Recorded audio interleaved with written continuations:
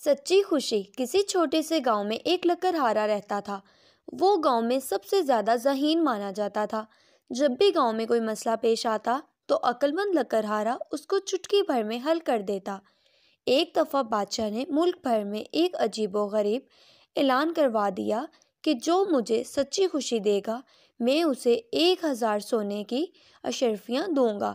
گاؤں والوں نے عقل مند لکڑہارے کو بادشاہ کو سچی خوشی دینے کا مشورہ دیا، جسے لکڑہارے نے قبول کیا اور بادشاہ کے دربار میں پہنچ گیا۔ اس نے بادشاہ سے کہا، حضور والا، میری 3 خواہشیں پوری کر دی جائیں تو میں آپ کو سچی خوشی دے سکوں گا۔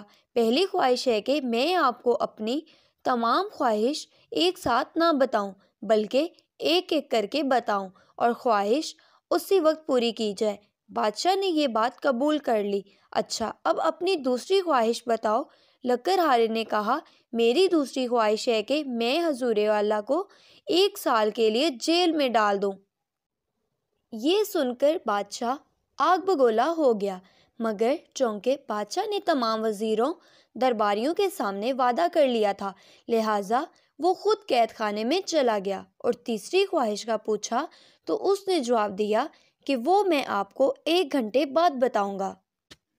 1 گھنٹے کے بعد اس نے کہا، میری تیسری خواہش ہے کہ حضور والا کو باعزت بری کر دیا جائے۔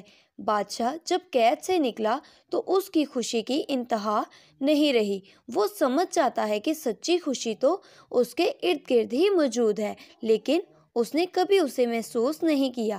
آج عقل مند لکڑہارے نے اس کو سمجھا دیا۔ بادشاہ نے لکڑہارے کو انعام و اکرام سے مالا مال کر دیا۔